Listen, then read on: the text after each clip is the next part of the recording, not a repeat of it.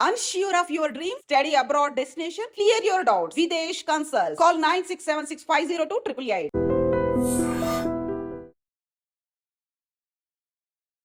కోటి రూపాయలు సంపాదించడం అంత ఈజీ అనుకుంటున్నారా? ఈజీనే. అది ఎలా అంటే మన పర్సనల్ ఫైనాన్షియల్ అడ్వైజర్ విజయ్ కర్ణం గారు ఉన్నారు. ఇంతకు కోటి రూపాయలు సంపాదించాలంటే ఎన్ని రోజుల్లో మనం సంపాదించవచ్చు అంట? 1 crore గోల్ అనేది ఆ గోల్ కోసం ముందరికి వెళ్తుంటాము, కానీ మధ్యలో వచ్చే హర్డల్స్ ఎక్కడైతే మనకి ఏదైతే ఇబ్బందులు ఉంటాయో అవి చాలామంది 1 crore ప్లాన్ చేస్తారు, చాలామంది చేస్తారు, చాలామంది అచీవ్ అవుతారు కూడా. కానీ 1 crore అచీవ్ కాకపోవడానికి రీజన్స్ కూడా ఉంటాయి. చాలామంది మనం లగ్జరీలు ఉన్నాం అనుకుంటాము, వాళ్ళు లగ్జరీలు ఉంటారు, వాళ్ళు కంఫర్ట్లో ఉంటారు. So majority of the people అందరం మిడిల్ క్లాస్ వాళ్ళందరం కంఫర్ట్లోనే ఉంటాము. కంఫర్ట్ కంటే కింద ఉన్నది ఏంటంటే 1 crore ఓకే, 1 crore మనం సంపాదిద్దాం, అదేం ప్రాబ్లం లేదు. లైఫ్ టైంలో చాలా ఈజీ. ఈ జనరేషన్లో 1 crore సంపాదించడం చాలా ఈజీ. ఇంత మన పాత జనరేషన్లో కష్టమేమో, కానీ ఈ డిజిటల్ ఏజ్లో 1 crore సంపాదించడం చాలా ఈజీ. లైఫ్ టైంలో చాలామంది 1 crore అనేది ఈజీగా టచ్ అవుతారు. కానీ 1 crore కంటే ముందు చేయాల్సిన పని ఏంటి? కోటి రూపాయలు సంపాదించడం అంత ఈజీ అనుకుంటున్నారా? ఈజీనే. అది ఎలా అంటే నేను చెప్తాను. ఎందుకంటే ఒక కోటి రూపాయలు సంపాదించడం ఎలా సంపాదించాలి, మనం మంత్లీ మనం వచ్చే జాబ్లో మనం ఎంత తీసి పెట్టాలి, మెయిన్గా వచ్చే శాలరీలోంచి మనం ఇలా చేసుకుంటూ ఒక ట్రెడిషనల్ పరంగా వెళ్తే ఎన్ని సంవత్సరాల్లో మనం 1 కోటి రూపాయలను సంపాదించవచ్చు? వినడానికి చాలా బాగుంది కదా, మన కోటీశ్వరులు అయిపోవచ్చండి. సో దీనికి గల మార్గాలు ఎలా ఉంటాయి ఏంటి అనేది కూడా చెప్పడానికి ఇప్పుడు మనతో పాటు కూడా మన పర్సనల్ ఫైనాన్షియల్ అడ్వైజర్ విజయ్ కర్ణం గారు ఉన్నారు. ఆయనతోనే మాట్లాడదాం. హాయ్ విజయ్ గారు. హలో అండి. సార్, కోటీశ్వర్లు అవ్వాలని ప్రతి ఒక్కరికి ఉంటుంది. అండ్ కాకపోతే దాన్ని ఒక ట్రెడిషనల్ పరంగా సో ఇన్వెస్ట్మెంట్ చేసుకుంటూ వెళ్తేనే అది సాధ్యమవుతుంది. ఇంతకు 1 కోటి రూపాయలు సంపాదించాలంటే ఎన్ని రోజుల్లో మనం సంపాదించవచ్చు అంటారు? ఎలా చేసుకుంటూ వెళ్తే మనకు బెటర్ అంటారు? షూర్. 1 crore గోల్ అనేది ఓకే, అది నేను డీటెయిల్గా చెప్తాను. కానీ దానికంటే ముందు తీసుకోవాల్సిన ప్రికాషన్స్ కూడా మనం ఒకసారి మాట్లాడదాము. ముందు జాగ్రత్తలు చెప్పేస్తున్నారు. జాగ్రత్తలు కావాలి. ఎందుకు అంటే ఫస్ట్ మనం ఆ గోల్ కోసం ముందరికి వెళ్తుంటాము, కానీ మధ్యలో వచ్చే హర్డల్స్ ఎక్కడైతే మనకి ఏదైతే ఇబ్బందులు ఉంటాయో అవి మనల్ని 1 crore రీచ్ కానియకుండా చేస్తాయి. అది మెయిన్ థింగ్. చాలామంది 1 crore ప్లాన్ చేస్తారు, చాలామంది చేస్తారు, చాలామంది అచీవ్ అవుతారు కూడా. కానీ 1 crore అచీవ్ కాకపోవడానికి రీజన్స్ కూడా ఉంటాయి కదా, అవి మనం డీటెయిల్గా డిస్కస్ చేద్దాము. ఓకే. సో మీకు ప్రజెంటేషన్లో మీకు ఒక పిరమిడ్ చూపిస్తున్నాను నేను అక్కడ.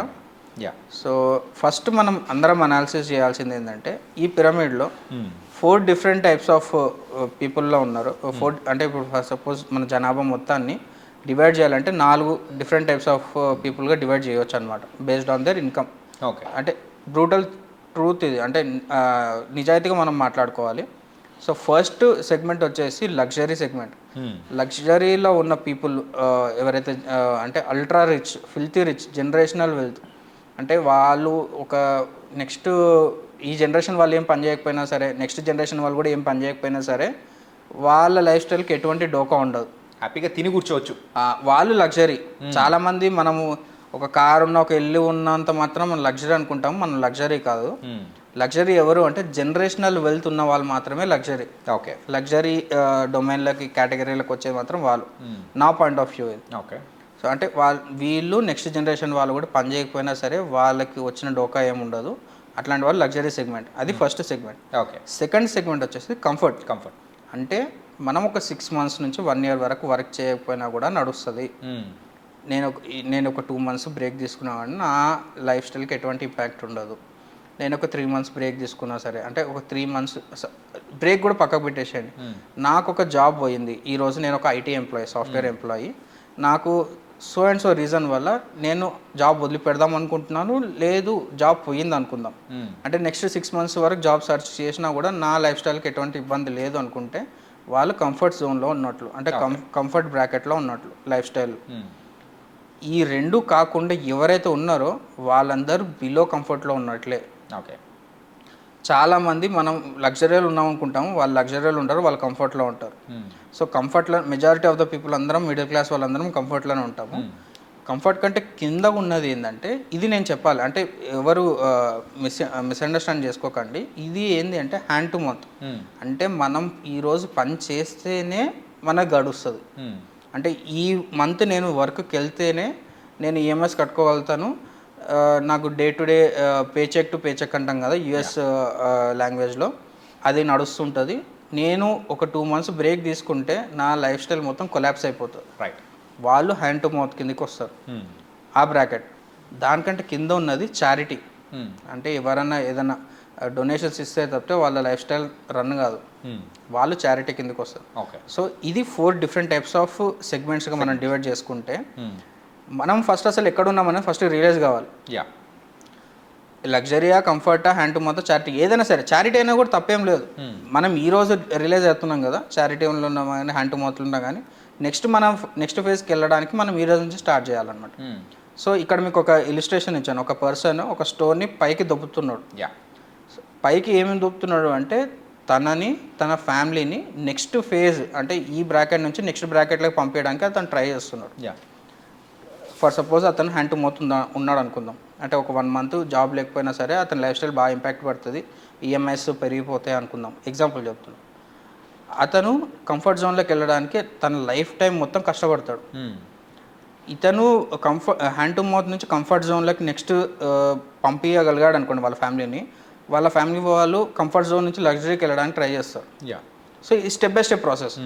మనం అనుకుంటే చాలామంది అనుకుంటాం ఒక జనరేషన్ కష్టపడితే నెక్స్ట్ అన్ని జనరేషన్స్ అన్నీ బాగుపడతాయని. ఇదే ఎగ్జాంపుల్. ఓకే. ఒక జనరేషన్ హ్యాండ్ టు మౌత్ నుంచి కంఫర్ట్ జోన్కి వెళ్ళిపోయారు అనుకోండి, కంఫర్ట్ జోన్ వాళ్ళు కింద ఏమంటారు day to day related struggle పడకుండా డైరెక్ట్ వాళ్ళు ఇంప్రూవ్మెంట్ కావడానికి ఎక్కువ ఛాన్సెస్ ఉంటాయి. వాళ్ళు లగ్జరీ సెగ్మెంట్లోకి వెళ్ళడానికి ఛాన్సెస్ ఉంటాయి అన్నమాట. సో ఈ ప్రాసెస్లో మన బ్రెడ్ అన్నర్ అంటే ఎవరైతే కష్టపడుతున్నారో, సింగిల్ మదర్ అయినా సరే, ఫాదర్ అయినా సరే, ఫ్యామిలీ ఫాదర్ అండ్ మదర్ అయినా సరే, వాళ్ళ ఫ్యామిలీని ఒక జోన్ నుంచి ఇంకో జోన్ పంపించడానికి ట్రై చేస్తుంటాం. ఇది ఇలిస్ట్రేషన్.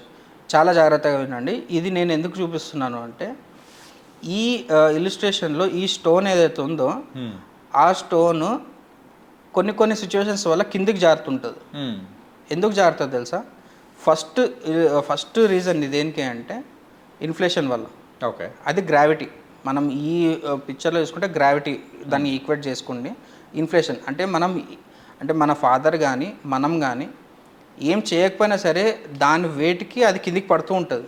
ఎందుకంటే ఇన్ఫ్లేషన్ వల్ల. అది ఫస్ట్ థింగ్. సెకండ్ థింగ్, ఎందుకు కిందికి పడుతుంది అంటే మన ఫ్యామిలీ ఎందుకు కిందికి పడుతుంది అంటే ఒక బ్రాకెట్ నుంచి ఇంకో బ్రాకెట్కి ఎందుకు పడుతుంది అంటే ఫస్ట్ థింగ్ మనం వర్క్లో యాబ్సెంట్ కావడం వల్ల. అంటే మనకి జాబ్ పోవడం అయినా సరే, లేకపోతే టెంపరీగా మనం జాబ్లో మనం అవైలబుల్ లేకపోతే, అంటే ఏదైనా యాక్సిడెంట్ అయ్యి మనం ఒక 6 months జాబ్ లేకపోతే, మనకి ఇన్కమ్ లేకపోతే, ఆ సిచ్యువేషన్ వల్ల. థర్డ్ అంటే క్రిటికల్, మనం కంప్లీట్గా లేకపోతే మనం చనిపోతాం. సో ఈ 3 different ఫేజెస్లో మనకి ఇన్కమ్ ఆగిపోతే పైన బ్రాకెట్ నుంచి కింద బ్రాకెట్కి మన ఫ్యామిలీ వచ్చేస్తుంది. సో దీన్ని తీసుకోవాల్సిన ప్రికాషన్స్ ఏంది? ఫస్ట్ మనం యాబ్సెంట్ అయితే, అంటే మన వర్క్లో యాబ్సెంట్ అయితే, మనం యాబ్సెంట్ ఎప్పుడు అవుతాము? మనకి హెల్త్ బాగాలేకపోతే, మనకి ఏదైనా యాక్సిడెంట్ అయితే, దానికి మనం తీసుకోవాల్సిన ప్రికాషన్ ఏంది? Health insurance. డెఫినెట్గా హెల్త్ ఇన్సూరెన్స్ అందరు తీసుకోవాల్సిందే. దాని మీద డిబేట్ అవసరం లేదు, దాని మీద ఎటువంటి ఆలోచన లేదు. మీరు ఇన్వెస్ట్మెంట్స్ చేయకపోయినా సరే కానీ హెల్త్ ఇన్సూరెన్స్ డెఫినెట్గా తీసుకోవాల్సిందే అందరూ. ఓకే. అది ఫస్ట్ థింగ్. దానివల్ల మనకు వచ్చే అడ్వాంటేజ్ ఏంది? మనం వర్క్కి వెళ్ళకపోయినా సరే, అంటే ఏదైనా యాక్సిడెంట్ అయినా సరే మనకి ఎటువంటి ఇంపాక్ట్ ఉండదు, మన ఫినాన్షియల్ ప్లానింగ్ కూడా ఎటువంటి ఇంపాక్ట్ ఉండదు. సెకండ్ థింగ్, మనం కంప్లీట్గా యాబ్సెంట్ అయితే, కంప్లీట్గా యాబ్సెంట్ అంటే మనం చనిపోతే మన ఫ్యామిలీ పైన బ్రాకెట్ నుంచి కింది బ్రాకెట్ పడకుండా ఆపేది ఏంది? Term insurance. సో మనం డిబేట్ లేకుండా చేయాల్సింది ఫస్ట్ థింగ్ ఏంది అంటే 1 crore. ఓకే, 1 crore మనం సంపాదిద్దాం, అదేం ప్రాబ్లం లేదు. లైఫ్ టైంలో చాలా ఈజీ. ఈ జనరేషన్లో 1 crore సంపాదించడం చాలా ఈజీ. మన పాత జనరేషన్లో కష్టమేమో కానీ ఈ డిజిటల్ ఏజ్లో 1 crore సంపాదించడం చాలా ఈజీ. లైఫ్ టైంలో చాలామంది 1 crore అనేది ఈజీగా టచ్ అవుతారు. కానీ 1 crore కంటే ముందు చేయాల్సిన పని ఏంటి అంటే first thing health insurance, second thing life insurance. ఎందుకంటే ఈ 2 లేకపోవడం వల్ల మనం కాకుండా మన ఫ్యామిలీని పైన బ్రాకెట్ నుంచి కింద బ్రాకెట్ పడేస్తున్నాం. అంటే కంఫర్ట్ జోన్లో ఉన్న వాళ్ళు కూడా హ్యాండ్ టు మౌత్కి వచ్చే ఛాన్సెస్ ఉన్నాయి, హ్యాండ్ టు మౌత్లో ఉన్న వాళ్ళు చారిటీకి వెళ్ళిపోయే ఛాన్సెస్ ఉన్నాయి. ఓకే. ఇది చాలా ఇంపార్టెంట్ లైన్ అనమాట. అంటే చాలా ఇంపార్టెంట్ స్టేట్మెంట్. ఒక పర్సన్ లైఫ్ స్టైల్ చాలా మంచిగా లీడ్ చేస్తున్నారు అనుకుందాం, ఏదో ఒక రీజన్ వల్ల, ఒక యాక్సిడెంట్ వల్ల బ్రెడ్ అన్నర్ ఎవరైతే మెయిన్ పర్సన్ ఉన్నారో వాళ్ళు యాక్సిడెంట్లో ఎక్స్పైర్ అయ్యారు. వాళ్ళు ఇప్పటివరకు ఎటువంటి సేవింగ్స్ చేయలేదు, ఎటువంటి టర్మ్ ఇన్సూరెన్స్ తీసుకోలేదు, ఎటువంటి హెల్త్ ఇన్సూరెన్స్ తీసుకోలేదు. అతను చనిపోయారు. వాళ్ళ ఫ్యామిలీ మొత్తం ఇప్పుడు నెక్స్ట్ వాళ్ళ రిలేటివ్స్ మీదనో లేకపోతే వాళ్ళు ఓన్గా మళ్ళీ ఏదైనా జాబ్ చేసుకొని వాళ్ళు బతకాల్సిందే కదా. అప్పుడు వాళ్ళు అంటే మనం చాలా అన్యాయం చేసిన వాళ్ళం అవుతాం కదా. అందుకే టర్మ్ ఇన్సూరెన్స్ అంత ఇంపార్టెంట్. టర్మ్ ఇన్సూరెన్స్ పక్కకు పెట్టేసేయండి, మనం బతికి ఉండి కూడా వాళ్ళకి భారమైనాం అనుకోండి, అది ఇంకా పెద్ద అంటే చాలా మంచి పొజిషన్లో ఉన్నట్లు కాదు, అంటే చాలా నెగిటివ్ స్టేట్ అది. ఆ నెగిటివ్ స్టేట్లోకి వెళ్ళడం కూడా కరెక్ట్ కాదు. Right. So term insurance, health insurance అనేది మచ్ మోర్ మ్యాండేటరీ అనమాట. దాని తర్వాతనే ఇన్వెస్ట్మెంట్స్. దాని తర్వాత ఇన్వెస్ట్మెంట్స్ ఎట్లాగా అంటే ఈ ఏదైతే రెస్పాన్సిబిలిటీస్ కానీ ఈ లైఫ్ స్టైల్స్ ఈ ఎక్స్పెన్సెస్ మొత్తం అన్ని దాటుకొని మనకి ఇన్వెస్ట్మెంట్స్ అనేవి కావాలి. అంటే మనకి ఇప్పుడు ఒక 100 రూపీస్ సంపాదిస్తున్నామంటే మనకి రెస్పాన్సిబిలిటీస్ ఉంటాయి, ఇంట్లో ఖర్చులు ఉంటాయి, ఈఎంఐస్ ఉంటాయి. ఇవన్నీ దాటిన తర్వాత మనం సేవింగ్స్ చేయాలి కదా. సో ఇవన్నీ దాటుకొని మనం ఇన్వెస్ట్మెంట్ చేయాలి. నేను జస్ట్ ఈరోజు చెప్తాను ఒక 5,000 ఇన్వెస్ట్మెంట్ చేయండి మీకు ఇంత వస్తుంది, లేకపోతే 10,000 ఇన్వెస్ట్ చేయండి మీకు ఇంత వస్తుంది అని చెప్తాను. కానీ ఆ ఇన్వెస్ట్మెంట్ చేయాలంటే ఇవన్నీ స్టెప్స్ ఫాలో అయ్యి దాని తర్వాత చేస్తే డెఫినెట్గా ఆ 5,000 అనేది మీకు లాంగ్ టర్మ్లో మీరు కంటిన్యూ చేయగలుగుతారు. లేదు జస్ట్ ఈరోజు చెప్పాను కదా అని స్టార్ట్ చేసేసారనుకోండి, ఇవన్నీ ఫాలో కాకుండా స్టార్ట్ చేశారనుకోండి, 6 months తర్వాత అది క్యాన్సిల్ అయిపోతుంది. ఓకే. నాకు తెలిసిన వాళ్ళే, నా దగ్గర ఉన్న కొంతమంది క్లయింట్స్ ఫస్ట్ టైం ఇన్వెస్ట్మెంట్ చేసిన వాళ్ళు పెద్ద పెద్ద అమౌంట్స్ ప్రామిస్ చేసుకొని తర్వాత క్యాన్సిల్ చేసిన వాళ్ళు కూడా చాలా మంది ఉన్నారు. ఎందుకంటే వాళ్ళకి ప్రాపర్ ప్లానింగ్ కరెక్ట్గా లేదు. నేను వాళ్ళకి క్లియర్గా చెప్పాను, మీరు ఈ మిస్టేక్స్ చేస్తున్నారు అవి రెక్టిఫై చేసుకోండి అని. ఆ మిస్టేక్స్ రెక్టిఫై చేసుకోకుండా వాళ్ళు ఎస్ఐపిస్ పెద్ద పెద్ద అమౌంట్స్ ప్లేట్ చేయడము, తర్వాత దాన్ని తగ్గియడము, తర్వాత మళ్ళీ పెరగడము, ఈ ఇన్కన్సిస్టెన్సీ అనేది ఉంటుంది. ఎందుకు ఉంటుంది అంటే బ్యాక్ ఎండ్లో ఈ ప్రాబ్లమ్స్ అనేవి డెఫినెట్గా ఉంటాయి అన్నమాట వాళ్ళకి. ఓకే. సో ఈ ఫస్ట్ థింగ్ అదే నేను చెప్పిన term insurance, health insurance will be the mandatory thing. ఎప్పుడైతే ఈ 2 స్టెప్స్ మనం ఫాలో అయ్యామో, థర్డ్ స్టెప్ వచ్చేసి మనకి కంప్లీట్గా ఇన్వెస్ట్మెంట్స్ అనేది స్టార్ట్ చేసుకోవాలి. ఓకే. ఇన్వెస్ట్మెంట్స్ ఎక్కడెక్కడ చేయాలి అని మనం 1 crore ఎక్కడ తొందరగా అవుతుంది అంటే మీకు ఈ స్లైడ్లో క్లియర్గా ఇచ్చాను నేను. ప్రతి దగ్గర ఎంతెంత పర్సంటేజ్ ఆఫ్ రిటర్న్స్ వస్తాయి, ఎన్ని ఇయర్స్లో మన అమౌంట్ డబుల్ అవుతుంది అనేది ఈ స్లైడ్లో క్లియర్గా ఇచ్చాను. అది పాజ్ చేసి చూసుకోవచ్చు. సో ఇక్కడ మనకి highest probability of getting money doubled ఎక్కడ వస్తుంది అంటే మనకి థీమాటిక్ సెక్టార్స్లో జస్ట్ 4 yearsలోనే వస్తుంది అనమాట. థీమాటిక్ అండ్ స్మాల్ క్యాప్స్లో జస్ట్ 4 yearsలోనే అమౌంట్ డబుల్ అయ్యే ఛాన్సెస్ ఉంటాయి అన్నమాట. 4 to 5 yearsలో. అంటే అన్ని ఇయర్స్ అట్లా అవుతుంది అంటే అన్ని ఇయర్స్ అట్లా కాదు, కాకపోతే దాన్ని డైవర్సిఫై చేసుకొని మనం అట్లా చేసుకోవాలి. లీస్ట్ వచ్చేసి సేవింగ్స్ ఫండ్స్లో, సేవింగ్స్ అకౌంట్స్. సేవింగ్స్ అకౌంట్స్లో 4%, 3.5%, 4%, 5% అట్లాగానే ఉంటుంది. సో ఈ types of percentage of returns ఇన్ని ఇయర్స్లో మనకు డబుల్ అవుతుంది అంటే మనకి ఎక్కడ కావాలంటే మరీ అంత రిస్క్ తీసుకోవాల్సిన అవసరం లేదు. అట్లానే సేవింగ్స్ అకౌంట్స్లో పెడితే కూడా మనకి అది సరిపోదు అనమాట ఆ టైంలో. సో ఇన్ బిట్వీన్ మనము మ్యూచువల్ ఫండ్స్లో ఈక్విటీ ఫండ్స్, హైబ్రిడ్ ఫండ్స్ని యూజ్ చేసుకొని 12 to 15% రిటర్న్స్ యూజ్ చేసుకుంటే ఈజీగా 1 crore అనేది అచీవ్ కావచ్చు అనమాట లైఫ్ టైంలో. సో చాలామంది ఏమంటారు 1 crore అనేది చాలా పెద్ద అమౌంట్, మనం అచీవ్ కాలేము, సో 1 crore అనేది కాని పని మన దగ్గర ఉన్న అమౌంట్తో అనేసి చాలామంది గివప్ ఇచ్చేస్తారు. కానీ యంగ్స్టర్స్ కూడా ఇలా ఉన్నారు, యంగ్స్టర్స్ కూడా ఇదే మైండ్ సెట్లో ఉన్నారు, ఎందుకంటే వాళ్ళ కాస్ట్ ఆఫ్ ఎక్స్పెన్సెస్ అట్లాగానే ఉన్నాయి. కానీ నేను వాళ్ళకి చెప్పేది ఏంటంటే ఈరోజు 1 year ఒక 20 years తర్వాత అది ఒక 25 lakhs మాత్రమే అవుతుంది. ఓకే. జస్ట్ 6% ఇన్ఫ్లేషన్ వేసుకుంటే మీకు ఒక 22 years తర్వాత అదొక 25 lakhs మాత్రమే. అంటే ఈరోజు 25 lakhs ఉన్న వాల్యూ 20 years తర్వాత 1 crore ఉండే వాల్యూ 25 lakhs మాత్రమే. సో అంటే మీకు 25 years తర్వాత 1 crore కావాలి అంటే మీరు అట్లీస్ట్ ఒక 5 crore మీరు ప్లాన్ చేసుకోవాలి. అర్థమవుతుంది అంటే మనం ఇప్పుడు 1 crore అని మనం ఈరోజు మనం ప్లాన్ చేస్తున్నాము, కానీ యాక్చువల్గా మీకు కావాల్సింది 1 crore కాదు, 5 crores. ఇన్ఫ్లేషన్ వల్ల 5% అనేది ఎగ్జాక్ట్లీ 6% మనం ఇన్ఫ్లేషన్ వేసుకుంటే డెఫినెట్గా మనకు ఉన్నది 1/4 అయ్యే ఛాన్సెస్ ఉన్నాయి. అంటే మనకు కావాల్సిన వాల్యుయేషన్ 1/4కి వెళ్ళిపోతుంది. అంటే నేను కొంతమంది అంటే ఫండ్స్ అవైలబిలిటీ ఉన్న వాళ్ళకి ఏం చెప్తానంటే 10 times ఆఫ్ యువర్ గోల్స్ మీరు ప్లాన్ చేసుకోండి. అంటే మీకు ఒక 1 crore కావాలంటే 10 crores ప్లాన్ చేసుకోండి.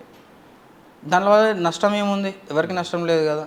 వీళ్ళు ఈరోజు కాంప్రమైజ్ అవుతున్నారు వాళ్ళ లైఫ్ స్టైల్ కానీ వాళ్ళ ఎక్స్పెన్సెస్ కానీ లాంగ్ రన్లో వాళ్ళకే కాదు బెనిఫిట్ అయ్యేది. రైట్. సో అందుకే నేను 10 times ఆఫ్ యువర్ గోల్స్ అనే ప్లాన్ చేసుకోండి అని చెప్తాను యంగ్స్టర్స్కి మాత్రం.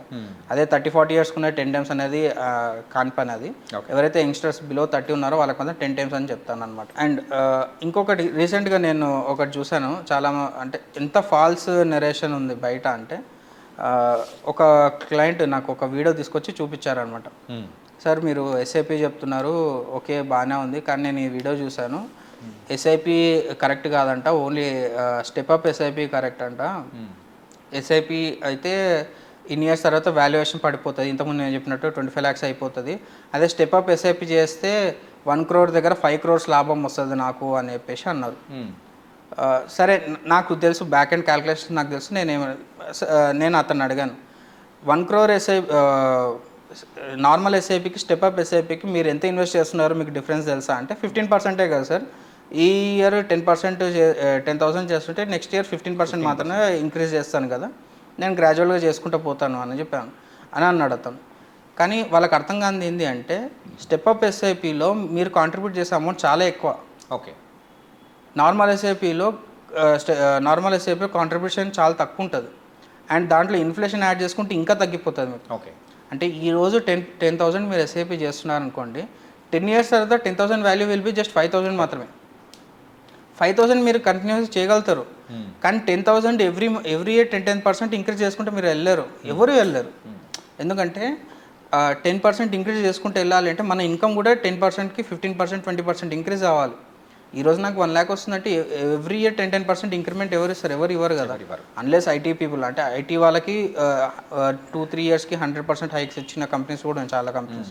వాళ్ళని ఎగ్జామ్షన్, వాళ్ళు కాదు, జనరల్ పబ్లిక్ గురించి మాట్లాడుతున్నాం. గవర్నమెంట్ ఎంప్లాయీస్ కానీ ప్రైవేట్ ఎంప్లాయీస్ కానీ ఎవ్రీ ఇయర్ 10% ఇంక్రిమెంట్ అనేది చాలా తక్కువ, కానీ సేమ్ మెయింటైన్ చేయడం చాలా ఈజీ. ఈ క్యాలిక్యులేషన్లో నేను చూపిస్తున్నాను చూడండి. 22 yearsకి జస్ట్ నార్మల్ ఎస్ఐపి 22 yearsకి 1 crore అనేది ఈజీలీ పాసిబుల్ కాబట్టి, నార్మల్ ఎస్ఐపికి జస్ట్ 5,600 రూపీస్కి మాత్రమే 1 crore కాంట్రిబ్యూషన్ వస్తుంది. ఓకే. కానీ స్టెప్అప్ ఎస్ఐపిలో అతను నాకు చూపించిన క్యాలిక్యులేషన్ ఇదే అనమాట. సార్ ఇప్పుడు నేను 5,000 ఇచ్చే బదులు జస్ట్ 1,800 రూపీసే ఇస్తాను, 1,800 రూపీసే స్టెప్అప్ ఎస్ఐపి చేస్తాను, 15%కి చేసుకుంటూ వెళ్తాను, సో నాకు 22 years తర్వాత 1 crore వస్తుంది కదా అనేసి అన్నారు. సరే ఈరోజు 5,000 దగ్గర 1,800 రూపీస్ తక్కువ అని చెప్పేసి మీరు ఎంటర్ అవుతున్నారు, కానీ మీరు నెక్స్ట్ స్లైడ్లో చూస్తే స్టెప్అప్ ఎస్ఐపి లాస్ట్ ఇయర్ అయితే అతను monthly contribution should be 4,21,000. Yeah, 15% ప్రతిసారి పెంచుకుంటూ వెళ్తూ ఉంటే 22nd yearలో అతని ఎస్ఐపి కాంట్రిబ్యూషన్ షుడ్ బి 4,22,000. అంత ఎస్ఐపి ఎవరైనా చేయగలుగుతారా? 22 years తర్వాత అంత ఇన్కమ్ ఉంటుందని గ్యారంటీ ఉందా? సో ఇది రియలిస్టిక్ అంటే రియలిస్టిక్ కాదు. ఈరోజు 1,800 రూపీస్తోని 1 crore ఎస్ఐపి అనేది ఒక మంచి బ్యానర్ ఐటమే, కానీ లాంగ్ రన్లో సస్టైన్ అయ్యేది ఏంది? 5,000 రూపీస్ ఎస్ఐపి. ఇప్పుడు 5,600 రూపీస్ నుంచి మీరు స్టార్ట్ చేశారనుకోండి, ఫస్ట్ ఇయర్ 67,000 రూపీస్ మీకు అవుతుంది పర్ ఇయర్ ఎస్ఐపి కాంట్రిబ్యూషన్. అది సేమ్ కంటిన్యూస్గా నెక్స్ట్ 22 years ఈజీగా కంటిన్యూస్గా మీరు మెయింటైన్ చేయగలుగుతారు. స్టార్టింగ్లో మీకు కొంచెం ఇబ్బంది ఉండొచ్చు, అంటే ఎవరైతే లోవర్ ఇన్కమ్ ఉందో 20,000 కానీ 25,000, 30,000 ఉన్న ఇన్కమ్ వాళ్ళకి 5,000 విల్ బి కొంచెం ఇంపాక్ట్ పడుతుంది వాళ్ళకి. కానీ ఈ ఇంపాక్ట్ వాళ్ళు కంటిన్యూ చేయగలిగారు అనుకోండి, ఒక 5 years 10 years తర్వాత దాని impact will be very minimum. కానీ 22 yearsలో 1 crore అనేది చాలా ఈజీగా రీచ్ అవుతారు. కానీ ఈరోజు కాంప్రమైజ్ అయ్యి 1,800కే నేను ఎస్ఐపి చేస్తాను, గ్రాడ్యువల్గా పెంచుకుంటూ పోతాను అంటే అది కాని పని. అది 1,800తో 1 year 22 years అనేది కాని పని. కానీ 5,000 నుంచి 22 yearsలో 1 year అనేది ఈజీగా అవుతుంది, జస్ట్ 15%కి మాత్రమే. అదే మీరు ఒకవేళ మార్కెట్స్ ఇంకా ఎక్కువగా పర్ఫామ్ అయ్యిందంటే 22 years దగ్గర 15 yearsకి మనకి 15 years to 18 years కూడా అయ్యే ఛాన్సెస్ చాలా ఉంటాయి. అండ్ నెక్స్ట్ వచ్చేసి చాలామంది అడిగేది ఏంటంటే, ఎంత పర్సంటేజ్ మనం చేసుకుంటే మనకి తొందరగా 1 crore రీచ్ అవుతాం అనేసి అడుగుతారు. అంటే ఇప్పుడు నేను ఒక 5,000 అని ఒక అమౌంట్ చెప్పాను కదా, అది 20,000 నుంచి 30,000 శాలరీ బ్రాకెట్లు ఉన్న వాళ్ళకి 5,000 విల్ బి ద మినిమం అనమాట. అట్లాగా నేనేం సజెస్ట్ చేస్తాను అంటే, మ్యాక్సిమం అంటే 30 to 50% of your monthly income allocate చేయగలిగారు అనుకోండి. మ్యూచువల్ ఫండ్స్ అనే కాదు, ఏ ఇన్వెస్ట్మెంట్ అయినా సరే, మ్యూచువల్ ఫండ్స్లోనే చేయండి, ఈ ఫండ్లోనే చేయండి అని అనట్లేదు, ఎక్కడైనా సరే మీరు ఇన్వెస్ట్మెంట్ అనేది ఒక హ్యాబిట్ అనేది స్టార్ట్ అయింది అంటే మీరు సపోజ్ ఈరోజు 30% ఇన్వెస్ట్మెంట్ స్టార్ట్ చేశారనుకోండి, 30%లో 20% మ్యూచువల్ ఫండ్లో పెట్టుకోండి, మిగతా 10% గోల్డ్లో అయినా సరే, రియల్ ఎస్టేట్లో అయినా సరే, ఎక్కడైనా సరే. రియల్ ఎస్టేట్లో కూడా ఈఎంఐస్ వచ్చాయి కదా ఇప్పుడు, అక్కడైనా సరే ఇన్వెస్ట్మెంట్ చేసుకోండి. కానీ మీ కాంట్రిబ్యూషన్ అంటే మంత్లీ ఇన్కమ్లో మాత్రం 30-50% మాత్రం డెఫినెట్గా సేవింగ్స్లోకి వెళ్ళి ఇన్వెస్ట్మెంట్స్లోకి వెళ్ళింది అనుకోండి, అయినంత తొందరగా మీరు 1 CR అనేది అచీవ్ కావచ్చు. ఓకే. సో 10,000 ఉన్న శాలరీ పర్సన్ అయినా సరే, 1 lakh శాలరీ పర్సన్ అయినా సరే, 30,000 నుంచి అంటే 30% నుంచి 50% వరకు వాళ్ళ మంత్లీ అలొకేషన్ టువర్డ్స్ ఇన్వెస్ట్మెంట్స్ వెళ్ళింది అంటే less than 15 years, less than 20 years 1 CR అని ఈజీగా అచీవ్ అయిపోయి. 1 lakh ఉన్న పర్సన్కి 1 crore will be nothing 22 years. So అతనికి తగ్గట్లు అతను స్ట్రాటజీ డిఫరెంట్గా చేసుకోవాలి. సో ఇక్కడ నేను కంప్లీట్ టేబుల్ ఇచ్చాను. అంటే 10,000కి ఎన్ని ఇయర్స్ పడుతుంది, 5 crores-కి, 10 crores-కి ఎంత టైం పడుతుంది, అండ్ 25,000కి ఎన్ని ఇయర్స్ పడుతుంది, అండ్ అట్లాగే 1 lakh ఉన్న వాళ్ళకి ఎన్ని ఇయర్స్ పడుతుంది, 1 CRకి కానీ 2 CRకి కానీ 5 CRకి కానీ అని డీటెయిల్గా ఇచ్చాను. ఇది పాజ్ చేసి వాళ్ళు చూసుకోవచ్చు అనమాట. ఈ table will be like thumb rule, అంటే ఈజీగా మనం గుర్తుపెట్టుకోవచ్చు అనమాట దీని నుంచి. సో అండ్ ఇంకొక బ్యూటిఫుల్ థింగ్ అంటే మనం పవర్ ఆఫ్ కాంపౌండింగ్ గురించి మనం చాలాసార్లు డిస్కస్ చేశాం కదా. సో ఇక్కడ పవర్ ఆఫ్ కాంపౌండింగ్ అనేది లాస్ట్ స్లైడ్లో నేను చూపించింది ఎలా ఉందంటే, ఫర్ సపోజ్ ఎవరైనా ఒక పర్సన్ 25,000తో ఎస్ఐపి స్టార్ట్ చేశాడు అనుకుందాం. అతను ఫస్ట్ 1 CR అక్యుములేట్ చేయడానికి 13 years టైం పడుతుంది. 13 years 9 months పడుతుంది ఫస్ట్ 1 crore అక్యుములేట్ చేయడానికి 25,000తో. కానీ అదే పర్సన్ ఎస్ఐబి 25,000తో చేసుకుంటూ వెళ్ళాడు అనుకోండి, గ్రాడ్యువల్గా మీరు బార్గ్రాఫ్లు ఇక్కడ చూస్తే లాస్ట్ 1 CR జస్ట్ 9 monthsలోనే అయిపోతుంది అనమాట. సో ఇది పవర్ ఆఫ్ కాంపౌండింగ్. సో ఇది over the period of time ఒక 20 years 25 years అనుకుంటా, 25,000 25 years చేసుకుంటే 10 CR కార్పస్ అనేది డెవలప్ అవుతుంది. నేను స్టార్టింగ్లో చెప్పాను కదా 10 times ఆఫ్ యువర్ ఎక్స్పెక్టేషన్. ఎవరైతే ఒక 50,000 నుంచి 1 lakh శాలరీ బ్రాకెట్ ఉన్న వాళ్ళకి నేను ఇదే సజెస్ట్ చేస్తాను అనమాట. 1 CR గోల్ కాదు, మీరు 10 CR గోల్ పెట్టుకోండి, 25,000 ఎస్ఐపి చేసుకోండి. అయినంత తొందరగా 10 CRకి మీరు రీచ్ కావడానికి ఛాన్సెస్ చాలా ఉంటాయి. వన్స్ 10 CR మీరు రీచ్ అయ్యారనుకోండి, you can easily get retired అనమాట అక్కడ నుంచి. అండ్ నేను ఎందుకు మ్యూచువల్ ఫండ్స్ గురించి ఇంత ఎక్కువగా నేను ప్రిఫర్ చేస్తున్నాను, ఎందుకు ఇంత ఎక్కువ సజెస్ట్ చేస్తున్నాను అంటే, ఒక చిన్న ఎగ్జాంపుల్ లాస్ట్ స్లైడ్లో మనందరికీ తెలుసు Apple is one of the biggest company, one of the well known brands in the world కదా. ఒక్కసారి మీరు ఈ స్లైడ్లో చూస్తే యాపిల్ స్టాక్ లాస్ట్ 4 yearsలో నెట్ రిటర్న్స్ ఇచ్చింది 0 returns. మీరు కావాల్సి కంపారేటివ్గా చూసుకోండి, మీరు కూడా క్రాస్ చెక్ చేసుకోండి, మన వ్యూవర్స్ కూడా వాళ్ళు చూసుకోవచ్చు. యాపిల్ అయినా సరే, రిలయన్స్ అయినా సరే, చాలా పెద్ద లార్జ్ క్యాప్ కంపెనీస్ అన్నీ నెట్ రిటర్న్స్ 0 వచ్చాయి. కానీ అదే మనం మ్యూచువల్ ఫండ్స్లో మినిమం కంపెనీస్ అంటే మినిమం మ్యూచువల్ ఫండ్స్ అంటే హైలీ అగ్రెసివ్ ఎక్కువగా రిటర్న్స్ ఇచ్చిన ఫండ్స్ కాదు, నార్మల్ ఫండ్స్ కూడా అబ్జల్యూట్ రిటర్న్స్ పాయింట్ ఆఫ్ వ్యూలో చూసుకుంటే 40% రిటర్న్స్ ఇచ్చాయి. Okay, with in span of 4 years. యాక్చువల్గా 5 to 6 yearsలో 100% రిటర్న్స్ ఇచ్చిన ఫండ్స్ చాలా ఉన్నాయి. అంటే యాక్టివ్ ఫండ్స్ ఏవైతే ఉన్నాయో 100% రిటర్న్స్ ఇచ్చిన ఫండ్స్ చాలా ఉన్నాయి. సో యావరేజ్గా చూసుకుని కొంచెం మీడియం టర్న్లో చూసుకుంటే కూడా 40% రిటర్న్స్ ఈజీగా వచ్చాయి. అందుకే direct stock picking will be least preferred from my side అనమాట. ఓకే, ఎప్పుడైనా మ్యూచువల్ ఫండ్లో చేస్తే మీకు డైవర్సిఫికేషన్ అవుతుంది, at the same time growth potential కూడా చాలా ఎక్కువ ఉంటుంది. వెరీ షార్ట్ డ్యూరేషన్లో మన గోల్స్ని అచీవ్ అవ్వచ్చు. Okay, and it was very nice sir. ఏంటంటే ఆ 1 crore ఇన్వెస్ట్ అంటే సంపాదించడం ఎలా అనేది నేను మిమ్మల్ని అడిగినప్పుడు, సో సంపాదించే దాంట్లో మధ్యలో వచ్చే హడిల్స్ గురించి కూడా చాలా క్లారిటీగా చెప్పుకుంటూ, సో అంటే ఒక ఫ్యామిలీ పొజిషన్స్ గురించి కానీ, సో మనకు హెల్త్ ఇన్సూరెన్స్, ఆ టర్మ్ ఇన్సూరెన్స్ ఇంపార్టెన్స్ చెప్తూ, then later the third step is the investment అనేది కూడా ఒక రియాలిటీకి దగ్గరగా ఉండేటట్టు చాలా చక్కగా చెప్పారు sir. Correct, it was really nice and thank you so much for thank you.